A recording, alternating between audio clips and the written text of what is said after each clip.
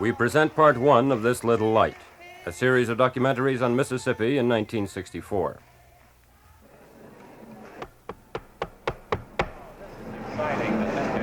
Will the delegates please be seated?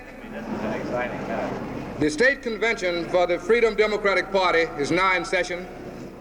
We are asking Ivanhoe Donaldson. This is Aaron Henry, a Negro druggist from Clarksdale, Mississippi, bringing almost 1,000 delegates to the Freedom Democratic Party state convention in Jackson to order. The national anthem will be led by Mrs. Fannie Lou Hamer.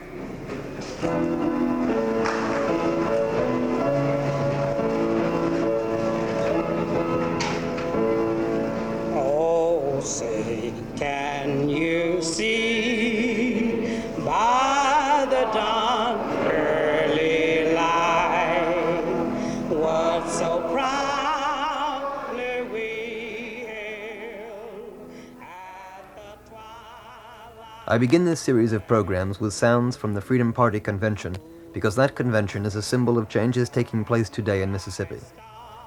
Negroes have not participated in the political processes of that state since the breakdown of Reconstruction in 1877. In fact, if we accept those few brief years after the Civil War, Negroes have never been able to help shape the institutions that control them in Mississippi. This condition is now changing. Negroes are becoming politically active. The Freedom Democratic Party state convention and the political steps that have followed it, and will follow it, will inevitably reconstruct Mississippi. Black Mississippians are beginning to understand that. White Mississippians fear it, and we in the North hardly yet believe it. Yet in Mississippi, as James Foreman, the Executive Secretary of the Student Nonviolent Coordinating Committee, put it at a rally in the Delta, there is a new Negro. I want to tell our good police sheriff here that it seems to me that he ought to spread the word around in the Delta that there ain't no need in trying to beat us, because we gonna come. Ain't no need.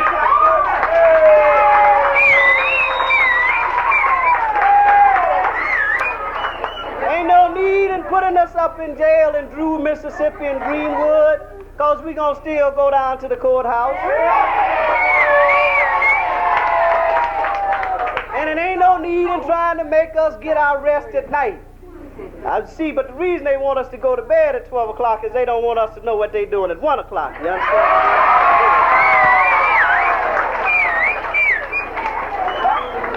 Because, as Max said, and I don't know, as he said, when he said the little kids are singing the freedom song, and I tell you, this is one of the best mass meetings that I've been in the state of Mississippi, and I've been in a many of them.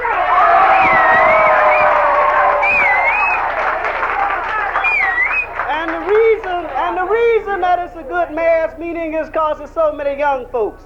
Now, you know, it ain't too much we can do with them old Uncle Toms. And it ain't too much we can do with them Ain't Nellies. Now listen to me now. Ain't too much we can do with Ain't Nellie, who's scared to get up off her rocking chair. Amen. You go up to talk to her, she said, no, child, you get away from me with that mess. But there is something that young people like you and McLaurin and myself, although I'm getting on up in age, I got my walking stick, can do about the situation. And one thing it seems to me that every child in this room has got to say tonight is that he's not going to run away from Sunflower County and go up to Chicago and live in those slums. He's not going to run away up to Harlem in New York, but that he's going to stay here in Indianola and fight for his freedom.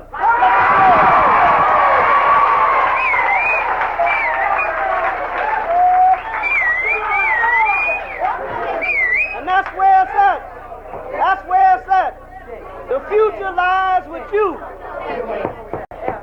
The future lies with you. Let nobody fool you. They're going to do everything they can to ship us off as maids, to ship us out to California, to ship us to Chicago. They're going to say it ain't no job, but we can eat. Now, I want to go on for a couple of things, you see, that I think that the sheriff ought to know. That there's a new Negro. See? And we want to talk about the new Negro. There's a new Negro who's represented in the kids in this room and the people that are working for change. And along with this new Negro is a new American, because there are white people who have the same feelings as you and I who are down here. Yeah. And not only do we want to freedom register that Negro policeman, but we want the sheriff to join the Freedom Democratic Party and get some religion and stop, being a good man and tell all the other sheriffs that the old Democratic Party is not right and he ought to get in the Freedom Democratic Party. Now what is the new Negro? Seems to me that one of the things about a new Negro is that he is proud to be a Negro. That he feels that ain't nothing wrong with being black. Ain't nothing wrong with having nappy hair. Ain't nothing wrong with having a big fat nose. Ain't nothing wrong with burly lips. No. Because he's still a man. See, now I'm saying that because, see, the white folks have made us think that we were ugly. That's right. The reason that they done made us think we was ugly is that they done sold us all this hair straightener and everything else trying to make us look like we white. We buy more bleach, trying to bleach our skin. And every Negro who ain't here got some sort of bleach upstairs trying to look like a white man. So, now that's very important, you see, because you see, as long as we as young people can feel that there's nothing wrong in being a Negro, nothing wrong in being black and being brown, then we can make some strides. Now, one of the things, you know how it is. Now, I know what I'm talking about, because not only have I raised all over this country, and I know what the saying goes. I was up in Clarksdale and I told this story. I heard it from a folk singer once, and he was saying, there's a song that if you white, you right. And the white man's been believing that. And if you brown, you can get around, but if you black, you got to get back. So we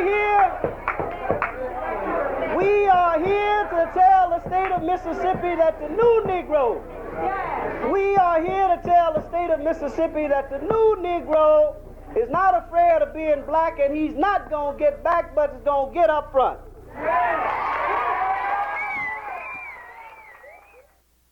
In 1962, the new Negro was not around, James Foreman said. And indeed, workers with the Council of Federated Organizations, COFO, which is directing Mississippi's civil rights activities, told me time and again that something had happened in the state. It was evident wherever I went. It was evident, for example, in the words of a Negro Marine, Clarence Magee, who returned to Greenwood on a furlough and then helped his brothers integrate a movie theater. When I went in the Army in April of 1952, I raised my right hand. They told me that I was fighting for my country, and my brother, my sisters, my mother, and my fellow man, my neighbors. So after approximately 4 months of basic training to teach me how to fight, they sent me to a place called Korea. Well, now, when I come back here and tried to go to the floor theater, I went to the theater, me and my two brothers. When I got ready to leave, there was a whole mob out there. But now, I've seen mobs before. I've seen mobs when there was about 15 of us from approximately September 1952 at a little place called Suncheon, about 3 miles from the demilitarized zone, which is commonly known as the 38th parallel in Korea. We got orders to hold with approximately 1,500 people attacking us. We held. We stayed. 14 of us was Negroes and 1 white man. We stayed. So, when I got ready to leave that theater, I told my two brothers, I said, now look, I said, we've got 2 points. This is the theater, there sits a taxi. We're going to walk from point 1 to point 2. We're not going to run. We stick together.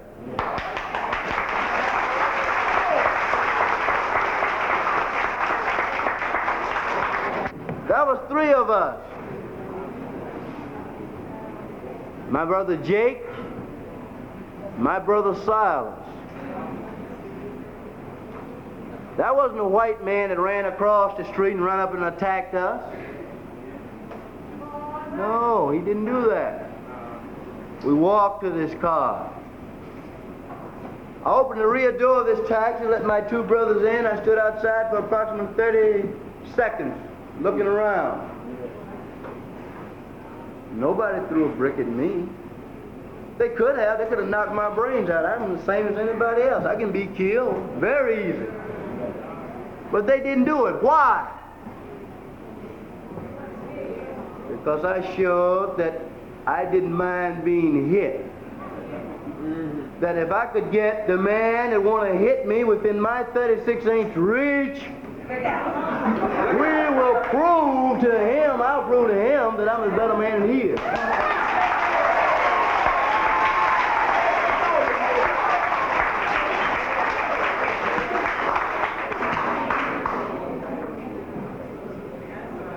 We left from the theater. Of course, there were incidents.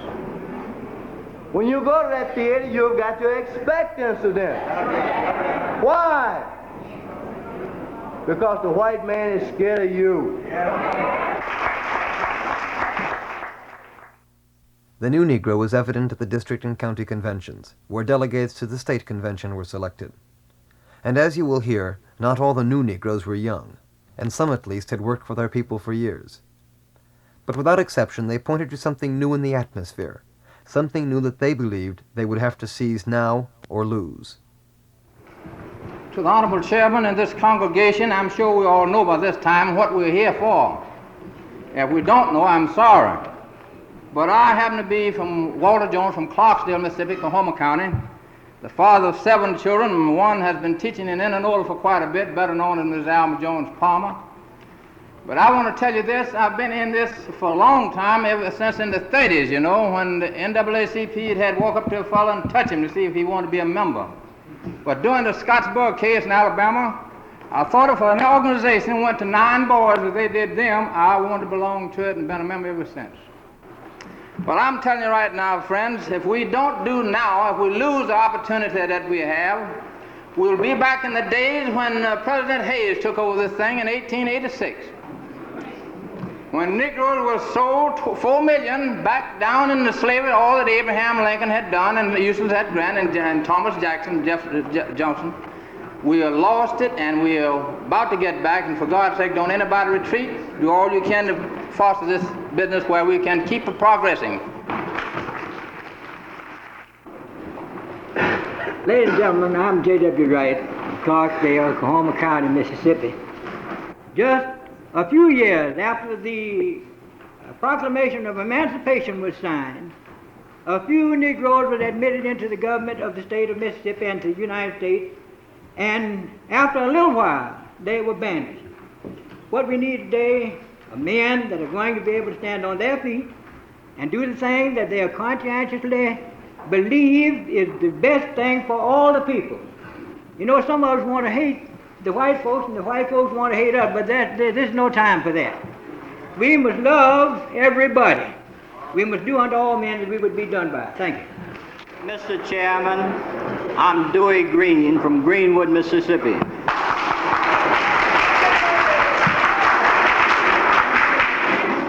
I'm the father of Dewey Greene that applied for admission to Ole Miss.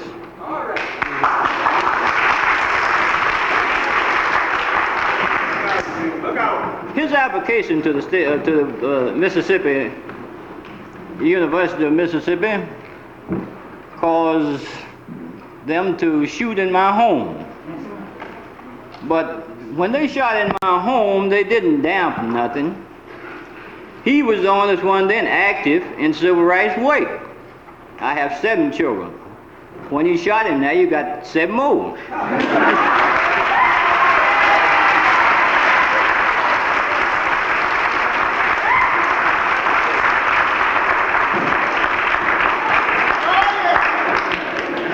The white people of this state pushed me into politics, shot me into politics.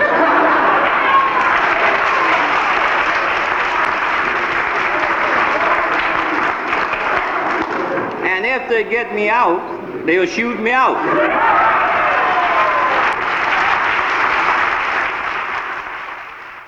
I am William Delano Scott, Sunflower County, Indianola, Mississippi. And the first thing I would like to say, it's just good for us to be here. This is the first time in over 100 years that the black people in the state of Mississippi or anywhere else in the Southland have become very active in politics. When I was growing up down there in Sunflower County, there on Johnson, Barrett, and Robert Barnett plantations, a lot of things went on, that didn't quite ring a bell with me. And I would often ask Mama about it, and she'd say, well, we understand it's better by and by, So I started understanding, that every time I saw Mr. Charlie, it was time for me to, to get faster, or run, or do things like this. And I finally got in high school, and that was this principle, who wouldn't let anything go right. I mean, not the way we figured it should be right. In fact, I got kicked out of high school because of political agitation, as they call it. But I'm deeply convicted in my heart and in my mind that it's time for a change here in Mississippi. It's time for a change in the United States. Because this problem is not only in Mississippi. You have Harlem and Rochester and everywhere else. It's time for a change in Congress. Not only do we have to fight to unseat the Mississippi delegation to the Democratic Convention, we're going to do a lot of more fighting. We got to have people in that convention who's going to be able to stand up to all sorts of pressure. I know we have 8 states delegations said they're going to support us, but what about the rest?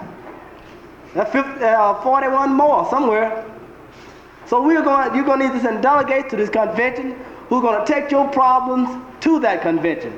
Who's going to say, when this little white delegation get up and say, we represent the people of Mississippi, you say, you're wrong, brother. You say, I represent the people of Mississippi, and we're going to present all these freedom registration forms. And these are the people that I represent from Mississippi. And then you're going to ask for our platform. We're not going to be talking all this wishy-washy stuff that Stennis and Whitten been talking for the last 14 or 15 years. We're going to say we want some school buildings. We want some paved roads. We want some street lights. We want the right to vote. This is Hardin Montoyanbo from Holmes County, and I'm an active worker in the movement. I believe it in all of its works is right. I believe Negroes everywhere in the USA needs freedom and wants freedom. For that reason, I've stuck my neck out in many places, and I took many chances working to trying to help get Negroes free, trying to help them to be first-class citizens, trying to help them get their feet out of the mob. And in Holmes County, where I live, in '63 in March, a little movement started there. And I was one of the first men that ventured out in the county to spread this movement over the county. Because I felt like just we few peoples who went to the courthouse to Reddish wasn't enough.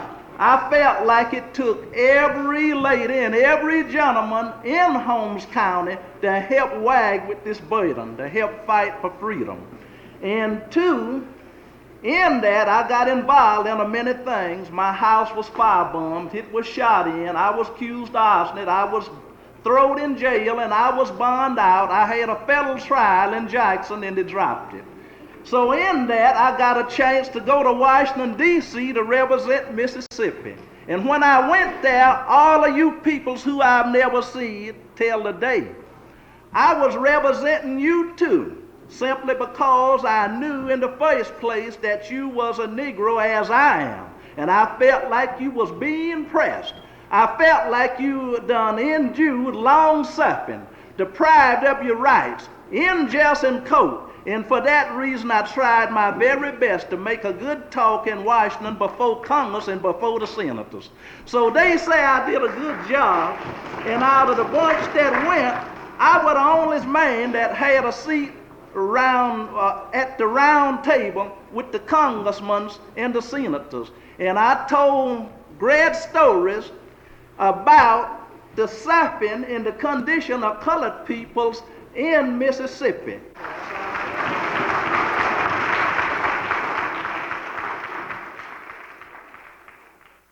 When we were walking up here to begin the interview, you said something about the fact that the Mississippi now is on the verge of the dawn of a new day. Would you explain that? Oh, well, I would think Mississippi is on the dawn of a new day. This is something here I think would be new entirely with this generation of people, something they never have been able to participate in, a political movement of this kind. I do think it is a new birth to Mississippi. Are you optimistic about its results? Well, of course, I do think this, that from the statement of from Senator Eastland and Senator Stennis, what they have been, the propaganda which they have been shooting to the Senate and the House of Representatives, that the Negroes in Mississippi has been perfectly satisfied at that present standing, and it was outsiders who was stirring up or doing this. I think from this movement that we are making here, attempting to send the delegates to the Freedom Democrat Convention will be an outspoken to the convention that we are not satisfied and we are eager to take a actual step towards freedom. Mm-hmm. Do you think this movement's going to work? I believe I do have this belief about it. If it doesn't work particularly this time, we have the courage to go forward and see if the next best thing won't work. In other words, you think people now are on the move? I think they're on the move. I think, in other words, I think there are other people's eyes who are coming open to the fact that the people in the South, or in Mississippi rather, has been really brutally treated and has been denied of the freedom that the United States do offer to its citizens. Mm-hmm. And I do think that. Throughout the state, people are active and moving, inside and outside of the formal political activity. And despite the fact that there have always been leaders anxious to improve conditions, most people relate the changes to the coming of Core and SNCC, to the new generation of young field workers. I believe, seem like for these last few weeks that these workers has been in here, seem like the Negroes have begun to wake up in this section and other section of the community too. And I just believe it will, in the future, will be a better place. Yeah, I think so too. Look like we've done more here for the last month or 2 months than we've done in these many years that I remember. And if things keep going fast like they are now, I think some says it'll be a long time, but look like to me, I think it'll be right away, be pretty soon. The young civil rights workers find their major support among young Mississippians, for as James Foreman said, the future lies with them. Traditionally the most active and vital Negroes, the most courageous and highly educated, have left the state. As Governor Johnson bragged, under Governor Barnett, over 260,000 Negroes fled Mississippi. Many Negroes still wish to do so, and many will. But there are other young people who want to stay and fight. Well, as to the path that my education will follow from here, I'm sort of undecided, but whatever I do, I don't intend to, run away from home and stay and take what I call a selfish attitude. Well, this is for me, so I'll stay away and use it. I intend on coming back home to Mississippi if I go away, and try to see what can I do, here, and what can be done here to improve our conditions. Well, I plan to finish the first 4 years of college, and then I want to go on to graduate school, and I want to teach English in the public schools.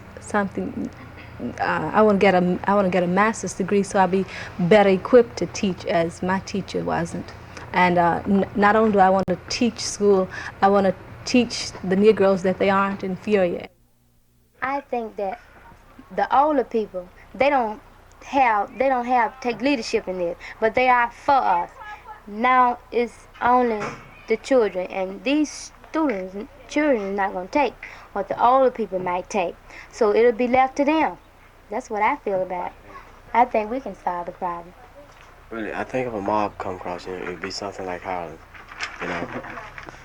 boom, boom, and so far like that. Because most kids, they have said that I mean, this is supposed to be a nonviolent movement, right?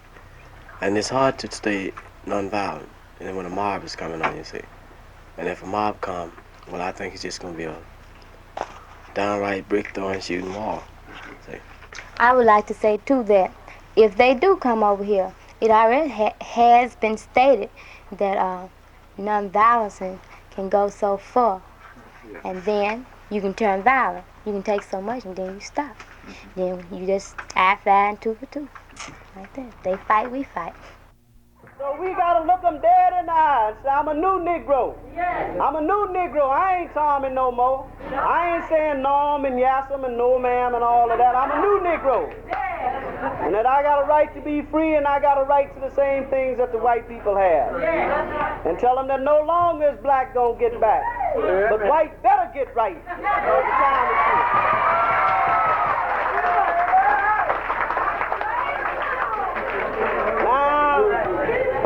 I see you got here a map that says Uhuru. Now that's the Kenyan word, an African Swahili word for freedom. And over there in Africa, when they have these mass meetings and they were struggling for their independence, they started talking about one man, one vote. You see these buttons, we talking about one man, one vote. And they used to give some chants at the end of the rally. And sometimes the spokesman would get up and he would yell a word and the people would echo it, and they would echo it with a whole lot of strength so that all the white folks around could get the word. Right. And that word was freedom! Freedom! Freedom! Freedom! Freedom! Freedom! Freedom! Freedom! Freedom!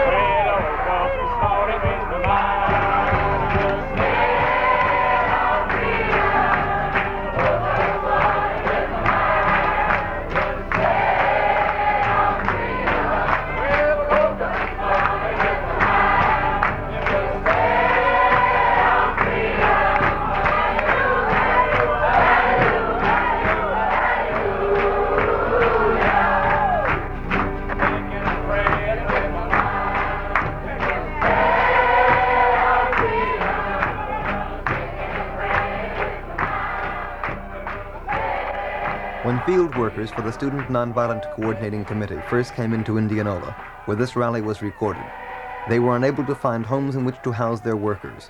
They were unable to find Negroes to feed them, introduce them to the community, or work with them. That was 2 years ago. When I recorded these tapes in the summer of 1964, this rally alone contained over 300 people. But the process of transition is only beginning. While there's unquestionably a new Negro in the state, and while steps are being taken, at the beginning of transition there is more of the old than the new. The series of programs which will follow in the coming weeks will tell the story of the summer of 1964, that which is old, as well as that which is new.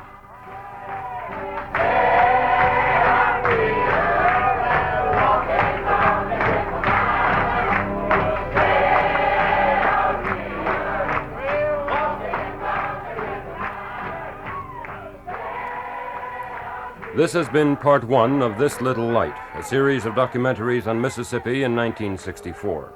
The programs were produced from field recordings made in Mississippi by Chris Koch, Dale Miner, and Dave Welch. Production assistants were Kathy Dobkin and Willie Ross. The programs were written and produced by Chris Koch for Pacifica Radio.